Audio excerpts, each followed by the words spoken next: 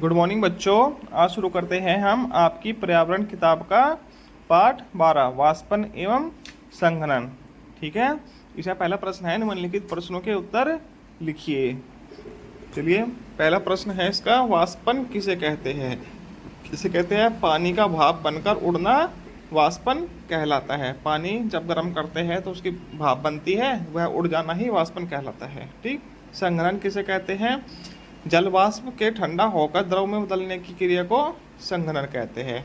उस वाष्प को दोबारा ठंडा करेंगे तो वह पानी में परिवर्तित हो जाएगी, द्रव में परिवर्तित हो जाएगी, तो उसको ही संघनन कहते हैं। तीसरा गा है, वाष्पन को प्रभावित करने वाले दो कारक बताने हैं। क्या क्या प्रभावित करेंगे? एक तो ताप, यदि ताप ठंडा है तो संघनन हो जाएगा, गर्म होगा तो वाष्पन हो जाएगा। ठीक। दूसरा क्या है? दूसरा है द्रव की सतह का फैलाव, कि द्रव की सतह है, बर्तन है, मतलब कि उसकी सतह है कितनी बड़ी है, यह उसको प्रभावित करते हैं। आगे चलते हैं, पहले का घ। ठीक। घ है, समुद्र के जल में वाष्प बनकर उड़ने तथा बादलों के बरसने की क्रिया कौन सी क्रिया होती है? ठीक। इसका उत्तर क्या होगा? समुद्र के जल के वाष्प बनकर उड़ने में वाष्पन तथा बादलों के बरसने में संघनन की क्रिया होती है। ठीक। अंग है, संघनन को प्रभावित करने वाले दो कारक लिखिए। क्या क्या करते हैं संघनन को प्रभावित? जो वाष्पन को करते हैं वही संघनन को करते हैं प्रभावित। ठीक है, ताप करता है और पृष्ठ का क्षेत्रफल प्रभावित करता है संघनन को, दोनों को सेम चीज प्रभावित करती है। आगे एक प्रश्न है च। यह कैसे पता करेंगे कि अधिक ताप में वाष्पन अधिक होता है? ठीक, चलो इसका उत्तर बताएंगे हम। यह पता करने के लिए हम एक गतिविधि करेंगे। दो समान आकार की कटोरियाँ लेते हैं, कटोरियाँ लेकर उनमें समान मात्रा में पानी डालेंगे। एक कटोरी को हम धूप में रखेंगे तथा दूसरी कटोरी को छाया में रखेंगे। 2 घंटे बाद देखने पर हम पाते हैं कि छाया में रखी कटोरी में पानी की मात्रा थोड़ी कम हुई, परंतु धूप में रखी कटोरी में पानी की मात्रा अधिक कम दिखाई देती है। ठीक है, इस प्रकार यह पता चलता है कि अधिक ताप में वाष्पन अधिक होता है। ठीक।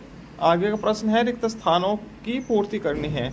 इसमें 4 रिक्त स्थान दिए गए हैं, ए, ब, स और द। ठीक है, इनको भरना है। ठीक, चलिए भरते हैं। पहला है, कम ताप पर संघनन होता है। कैसा होता है?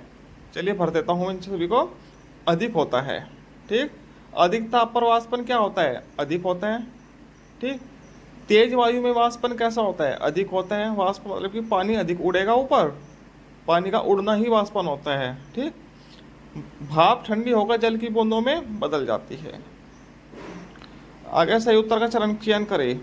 मौसम शुष्क होने पर वाष्पन होता है। मौसम शुष्क होने पर वाष्पन होता है। यदि मौसम शुष्क है तो उसमें वाष्पन कम होगा, अधिक होगा या बिल्कुल नहीं होगा? देखो, वाष्पन तो होगा ही होगा, या तो कम होगा या अधिक होगा, तो अधिक होगा। ठीक है, इसका उत्तर है अधिक होगा शुष्क होने पर वाष्पन। ठीक है, शुष्क मतलब कि थोड़ी गर्माहट आने पर। ठीक है, ये ऐसे हो जाएगा पूरा का पूरा। ठीक। आगे है प्रश्न संख्या 4। खंड क के अधूरे वाक्यों को खंड ख की सहायता से पूरा कीजिए। जो खंड क के अधूरे वाक्य है उनको खंड ख में जो दिए गए हैं इधर उनको पूरा करना है, मतलब कि एक प्रकार से सही मिलान करना है। ठीक। चलिए, जल वाष्प का द्रव में बदलना क्या होता है? मैं चलो सभी को मिला देता हूँ फिर पढ़ूंगा। ठीक है, ये मिला दिया मैंने। जल वाष्प का द्रव में बदलना क्या होता है? संघनन कहलाता है। ठीक। कम ताप पर संघनन अधिक होता है। ठीक है, जब ताप कम होगा, ठंड होगी तो ऊपर से ओस पड़ती है, पता है आपको? जब ठंड पड़ती है तो ओस पड़ने लगती है, जो वाष्प बन के जल उड़ा है वो नीचे गिरने लगता है। वर्षा की अपेक्षा शुष्क दिनों में वाष्पन तेजी से होता है। शुष्क दिन मतलब थोड़े गर्म दिन होते हैं, उनमें वाष्पन ज़्यादा होगा। ठीक। जल से वाष्प में बदलने को क्या कहते हैं? वाष्पन। जल उड़ गया तो वाष्पन हो गया। ठीक। कम ताप में वाष्पन कैसा होता है? कम होता है। जब ताप कम होगा मतलब सर्दी होगी, ठंडा मौसम होगा तो पानी कम उड़ेगा ऊपर। ठीक है, इसी के साथ आपकी वीडियो यह पूरी होती है। आगे मिलते हैं हम पार्ट 13 के साथ, यात्रा नानी के घर की। तब तक के लिए